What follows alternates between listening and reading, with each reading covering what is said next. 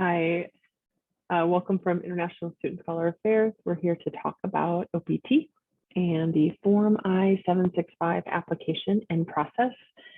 Recently, last spring, USCIS did announce that students can file their Form I-765 by mail or online. And so today we are going to be talking about the different ways that you can file your Form I-765 application, which allows you to apply for OPT or the STEM OPT extension with USCIS.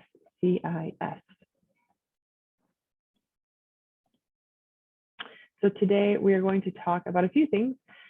Basically, the general overview is in our OPT information session. So we're not going to do a broad overview of OPT. You should view that other video to ensure you understand your responsibilities and the timelines while you're on optional practical training or OPT. But today, this focus is really going to be on that process for getting the OPT recommendation from the ISSA office, the USCIS process overview, so you understand what happens when you send your application to USCIS. We will look at the Form I-765, both the paper form, if you're going to mail in, or the online form will get you set up to view that experience. We want to talk about a few mistakes that we often see students make when they're submitting this application to USCIS. And then we'll look specifically at that packet a little more and some general reminders about the authorization. So the first thing to know is when you are submitting this Form I-765, you are submitting an application to receive an EAD card or this employment authorization document. USCIS issues that document. They are the ones that are making a decision about whether to authorize you for optional practical training or OPT. And once you have that EAD card, it means that you are authorized to work after graduation here in the US. Until you have that card in hand, you are not authorized after graduation, and until you have reached the start date on that card, you are not authorized. So this application that you're submitting to USCIS should result in an EAD card being sent to you. Your application is tied to your eligibility category. And so we are going to be specifically talking about OPT in this video. STEM OPT has a few additional requirements, and we'll meet with students in a different conversation. But that OPT category on the I-765 is C3B, and that means that you are applying for a post-completion OPT. It's important to remember for the Form I-765 that the form is explicit that you must be present in the US when you mail your packet to USCIS or when you file online. So it's really important that you are present in the US when you file. If you travel while your application is pending, that's generally not recommended, but it is fine, especially until your program end date on your I-20. But ultimately, when you file and while you're waiting on that receipt notice from USCIS, you should be present in the US. And lastly, it's really important to know that we will give you the instructions that we are aware of at this point in time. You could follow those instructions perfectly, but it doesn't guarantee approval. The fact that you are eligible for the OPT benefit does not guarantee that you will be approved for it. So following this guide, following this information doesn't guarantee it. Ultimately, USCIS is going to adjudicate your petition, and they're going to make a decision about whether they authorize you to work after graduation. And then later, if you're eligible for the STEM OPT extension, they'll also be the decision makers and whether you'll be authorized. So the basic process is that you are going to submit an OPT application form in ISSA Link. And this is your request to our office for an I-20 that has the OPT recommendation on it. This is absolutely essential to your application. You cannot skip this step. If you come to us after you have filed an application with the USCIS, that original application will be rejected, and it will be difficult for you to get the application actually canceled on your timeline. So it is super essential, regardless of how you're going to file, that you come to ISSA Link, you submit the OPT application form there. A part of that form is that your advisor is actually going to sign off and say, yes, this student is expected to graduate this semester within the next 90 to 120 days. Once you've submitted that form, once your advisor has submitted that form, then we are going to approve the form in ISSALink, and we are going to issue an I-20 with OPT recommendation and email you a copy of that I-20.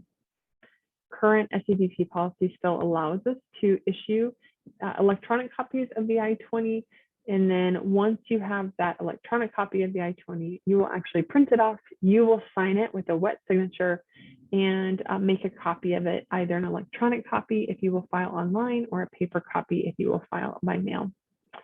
At this point, you're going to begin gathering all of the documents that you will need for your OPT application. And if you're filing online, you're going to have electronic copies of all of those documents. If you're filing by mail, you're going to need to have paper copies of all of those documents. And once you have that packet together, you can absolutely come in during walk-in hours or schedule a virtual appointment to meet with an advisor and discuss your OPT application. We're glad to answer any questions that you have so that you feel confident when you submit that application that everything is as it should be. You will probably only do one OPT application within a few years, but we are helping students process them all the time, and we're helping hundreds of students each year. So we do have a little more expertise. And so if you would like a fresh pair of eyes on your application, we can provide that during walk-ins or virtual appointments. So once you have your packet together and you're getting ready to send it to USCIS, you are going to mail that off, or you're going to file online. If you mail it off, there is going to be a lockbox review. And so you're going to send it to an address that we'll talk about later. And the officers, the officials at that lockbox are going to check and make sure that your application is complete. They're going to file your payment, so credit card or check or money order. They're going to ensure that the money is accurate. And they're just generally going to ensure that all of the pages are there, right? That very quick review. If something is missing in that quick review, and mostly if your payment does not go through, then that's actually going to come back to you as a rejected application. If you pass the lockbox review, and again, this is if you are filing by mail, it is going to go on to an adjudicator, and it is really kind of a first come, first serve process. But depends on what adjudicator it goes to of when it gets filed. There's no guarantees about when it's going to get reviewed, right? But it's going to go to an adjudicator who's going to do a much closer look of your application and ensure that you're eligible, ensure that all of your documents are valid, ensure that your I-20 has been signed and has been has all of the necessary dates and recommendations on it. That any evidence that you're being asked to provide for previous CPT or another CVIS ID, that's in the packet. And so this adjudicator is going to do a deep dive, but it may not get to their desk between that lockbox review and that adjudicator review for 2 or 3 months. And so there's going to be a waiting period where it's sort of with USCIS and there's not much that you can do. If the adjudicator reviews your packet and there's something missing or they have concerns, they may send you a request for evidence at that point that gives you some time to correct your application packet or to clarify something for them. If they determine that you are actually not eligible based on that application or something is wrong with the application, then they're going to send you a denial notice. So the rejection will only come if your payment doesn't go through, if there's something immediately wrong with your application. But the denial will come if they've actually done a very close look at your application and reviewed it and something is wrong, something needs to be updated. So that will come back to you. If the adjudicator determines you have everything, it is actually you're a valid application, everything is complete, it is accurate, then they will move it on to the stage where the card is being processed. Okay, I want to come back to, for students who are filing online, you don't have this initial lockbox review. You really are going to skip to the adjudicator review step, but you are still going to be in line. So that could still take 2 or 3 months. There's no difference between filing online and filing by mail. One is not quicker than the other. And the filing online gets you a receipt notice a little bit faster. Those of you who are going to file by mail, you'll get a receipt notice once the lockbox team has reviewed your application. They'll send you a receipt notice that says, we got it. Those of you filing online, you'll get that probably within 2 or 3 days of filing. And then you'll have that documentation that USCIS has your application packet, and they will review it once they get to it in the queue. So everybody lands on that adjudicator review. If the adjudicator denies the application, then there will be a denial notice. If the adjudicator approves the application, it's going to move to card is processed. Those of you filing online, you can track those that information on the online portal where you filed. And those of you who file by mail, that receipt notice number is going to allow you to go online and track the progress of your application. But it will say for months that it is with USCIS. It's pending review, right? There's no, between pending and approved, that could be 2 or 3 months. There's not stages of pending in that process. And once they have determined that your card is being processed, there's another point where you need to be really patient. And that is that the adjudicator may say the card is being processed, but that is different than the card is being shipped. And some students have experienced a week or 2 delay between when the card is processed and when the card is shipped. So just be patient, breathe. There's a lot of this process that's out of your control, and there is not a way to expedite this process. USCIS has been very clear that there's no expedite request. If you call and say, I'm concerned about how delayed my application is, they will say, we'll get back to you within 30 days. So you want to be just aware, you send out that package or you file it online. There's an adjudication review process. It could take 2 or 3 months. The card is being processed. It could take a few more weeks before that card is actually shipped. You must, as an F1 student, wait until you have the EAD card in hand and you have reached the start date on that card. Until those 2 things are true, you are not authorized to work in the US. So it's really essential to have that card and to have reached that start date as a part of the USCIS process. A few things to just know within this part of the process, right? We as an international office do not have a lot of control over the process. We don't have a secret pathway to communicate with USCIS.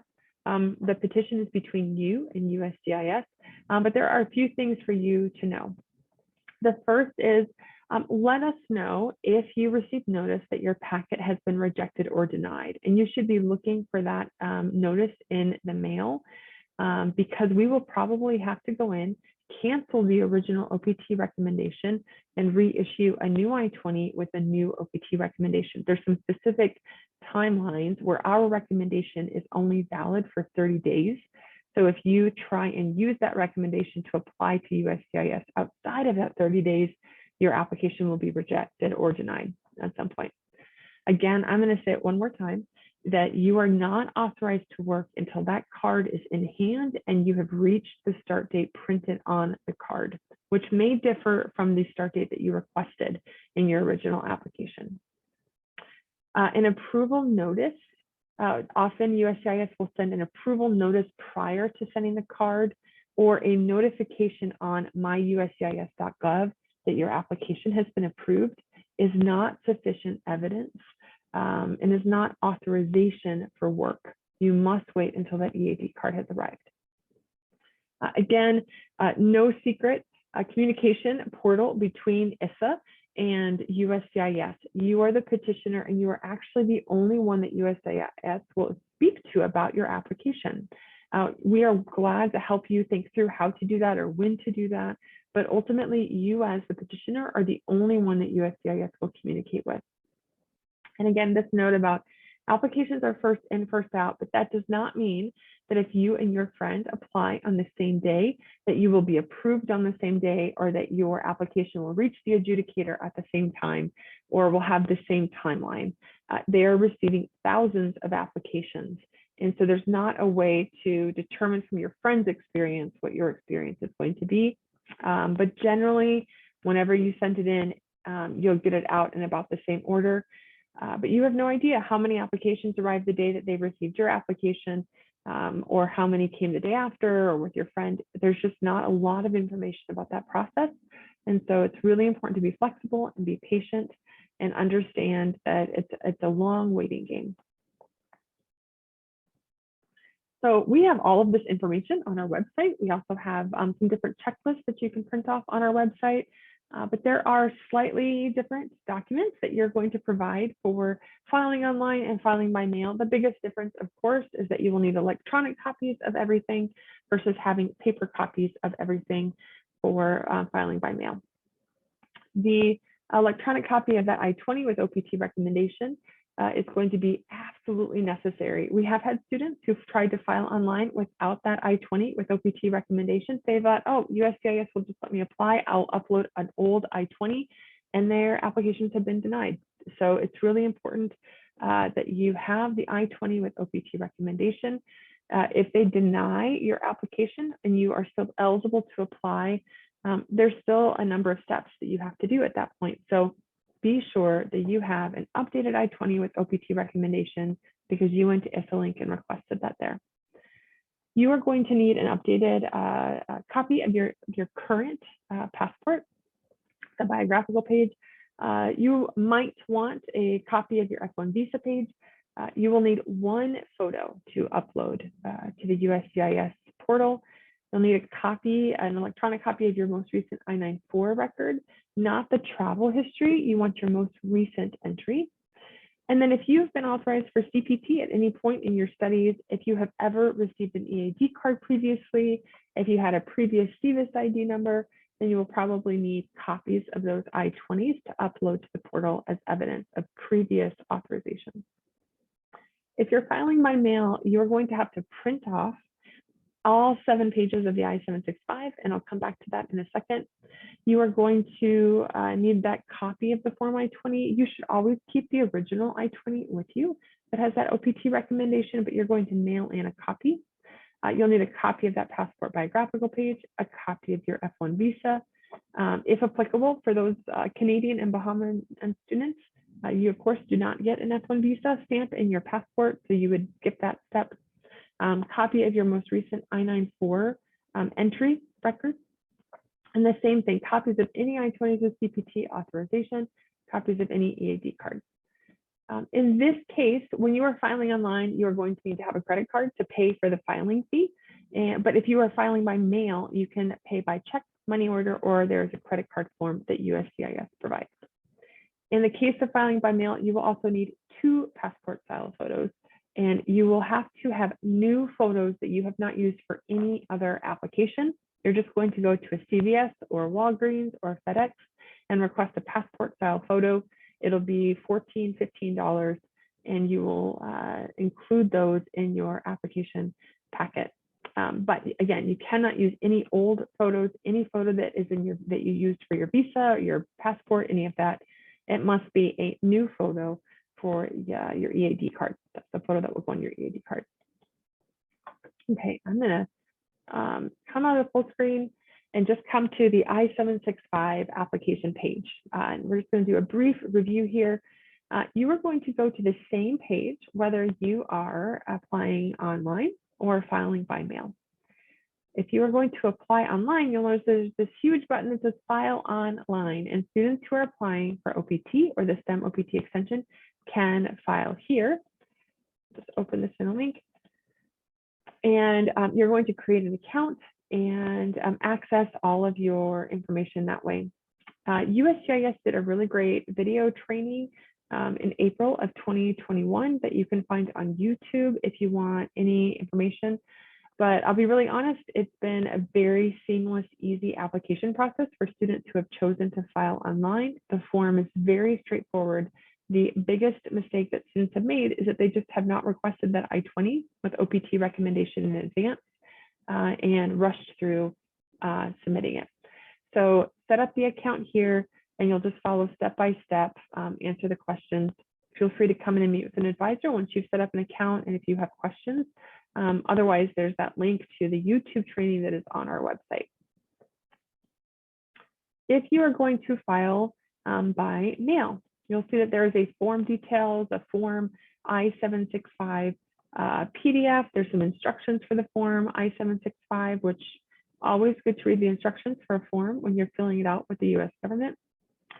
But the I-765 is 7 pages, and it is often the case that pages 5 and 6 are not applicable to Notre Dame students because you're preparing it yourself. You don't need an interpreter. You still have to print off those forms. You still have to write NA and all of the gaps and submit that. So all 7 pages need to be complete. They need to be present in the packet, even if it is not applicable to your particular situation. Even if this whole page has not applicable written all over it, you still need to include it. You'll notice here too, there's a barcode here. So you want to make sure that whenever you print it off, that this barcode is printed. We've noticed that particularly if students are printing from a Mac in the preview app, that this barcode is not printing. But if this barcode does not print, then the lockbox office cannot scan in your I-765. So that's a real problem. You want to make sure that you honestly just go to this website to download the most recent version of the I-765. So that here, this edition date, this came out in August of 2020. The other thing that we want to recommend is that you actually type in all of your information, especially for things like your name and your address. It's not the number one problem, but it's a top 5 problem for students in their application that that it's not present there. I'm sorry, that the information is not legible, and so USCIS isn't really sure how to process it. If you go to back to our slides, we'll come back here. If you're filing by mail, a few other notes.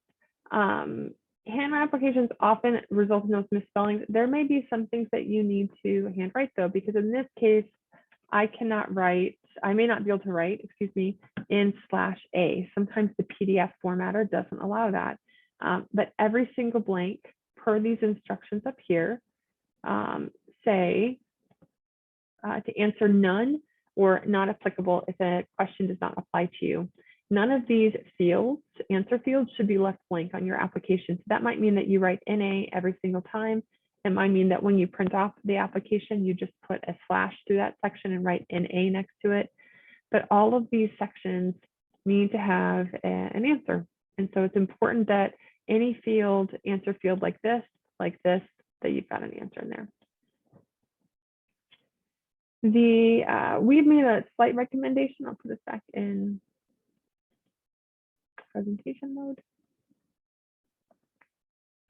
We made a slight recommendation about which pages are most applicable to your application here. And excuse me, that are most applicable to your application. And that's pages 1, pages 7 to 8, pages 19 to 29. You want to confirm the form date, as I noted. And then if you are using the credit card form, it's really important that you put in the correct fee, but that you also recognize that if the card does not go through immediately, USCIS is not going to keep trying. They're just going to reject your application. So we do find that the most rejections come because someone's credit card didn't go through. And so that's super important. You can see there's a G1450 credit card transaction form here that you can use to pay that fee, or you can use a money order, a personal check, or a cashier's check to pay that fee if you're filing by mail. If you are filing by mail, you're going to complete all 7 of those pages. You're going to gather all of your documents that we discussed. You're going to print off and sign that I-20 with OPT recommendation, make a copy. It's going to be a part of the documents you've gathered. Review the packet. You're welcome to come to our offices to get assistance with reviewing the packet. And then you're going to send off your packet yourself. It's the student's responsibility to mail it in the first day that you are eligible to mail it off. And so you would want to look at on your I-20, the program end date, and the earliest that you can apply for OPT is 90 days before that program end date on the I-20. Once you send that in to the Chicago lockbox, you should get some tracking information, especially if you use FedEx or UPS. And once you have the receipt notice in hand, you're going to be able to track your package in general online. Coming back to just a couple of mistakes that we see the most frequently. One is that students often try and submit their application earlier than that 90 days. And so it's really essential that you look at the program end date on your I-20. No one else's I-20, your I-20 with the OPT recommendation, and submit that no more than 90 days before that date.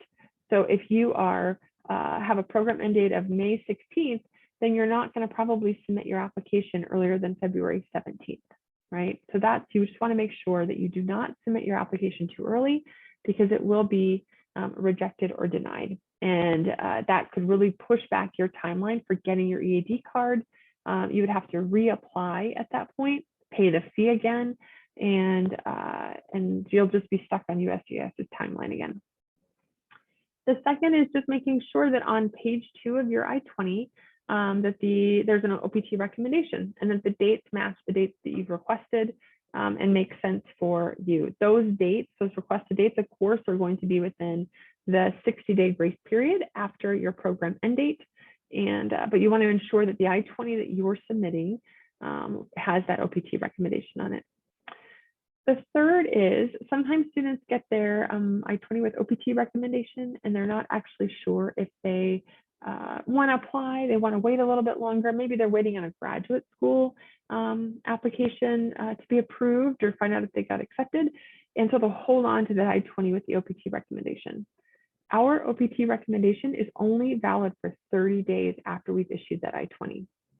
So it's important that if you delay submitting your application, you come back to us to ensure that the OPT recommendation from our office is still valid. And then the last one, because we are sending all students an electronic copy, it's important that you print off that electronic copy, sign it, and then make the copy that you need for your application. We've had a number of students who just did not sign the I-20 before they mailed it off, and you want to make sure that you have signed the I-20. It is not a valid I-20 until you've signed it. For students, go back one. For students who are filing online, just a few other notes. Again, you're going to want to scan an electronic copy to load to the online filing system.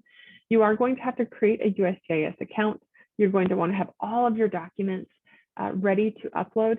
It is great once you start that OPT application, you can come back to it. If there's something that you forgot, that you're missing, that you have questions about, you want to come to our office and meet with us, you can start that application and then pause it. It is not officially submitted until you have paid the fee at the end of the process and hit submit. Okay, so get it started, get in there, look at what's going on, get familiar with it, and then before you submit it officially. You're going to want to have a credit card information ready to enter for payment. Our sense is that debit cards are allowed, but most of the language is around credit cards. So we can't guarantee that, but our sense is that debit cards are also fine. And then you're going to be able to monitor the status of your application through USGS portal. It is important that you track that, right? Check in every week and make sure that you haven't gotten a notification or request for evidence or a denial or rejection. You want to pop in and continue to track your application. But at that point, you are just waiting. Much like when you send off your application to USGS, get your receipt notice. When you send off, you file online, get that receipt notice, you're just waiting at that point for the application process to move forward. And again, we mentioned here, if you look on YouTube for USGS online filing OPT, you will find a video that USGS put together in April of 2021. I think if you start at maybe minute 10 is when it gets to the actual form and walking students through the form. So a couple of final explanations and notes and reminders about work authorization when you are applying for optional practical training. It is truly your responsibility to manage this process. We are here to provide you information and support. Please reach out anytime you have questions, even if it seems really small or you have asked us 17 questions already. We do want you to feel confident about the application that you are submitting to USCIS and just make sure that you feel ready, right? But it is your responsibility. If you have any employment opportunity in your authorization period, you need to report it. So once you have graduated from the university, in many ways, you are done with your university experience, but you are still an F1 student. While you are on OPT, while you are on the STEM OPT extension, you're an F1 student and you have reporting responsibilities. They shift a little bit because now you're just responsible to report all of your employment, any changes, 1 day, 1 week, 1 month, paid or unpaid, you need to report that. If you have an opportunity outside of the authorization dates printed on your EAD card, you have to decline it. And if an opportunity comes up that is not related to your major, you have to decline it. And there might be ways for you to think creatively about those work opportunities, but ultimately, all of your employment law on OPT must be within your authorization period, and it must be related to the major or majors printed on your Form I-20 with the OPT recommendation. So this is a lot of information about the I-765 application process. If you have any questions about your particular situation, please reach out to ISSA. We do have walk-in hours. We have virtual appointments that you can schedule. We are the only office that should be advising you on your OPT benefit. We do this constantly. We are glad to share expertise with you so that you have a successful application period. And we wish you the very best as you begin this process or as you are in the middle of it, and hope that you will reach out to us with any questions about the rules, responsibilities of you as an F1 student on OPT. And we wish you good luck.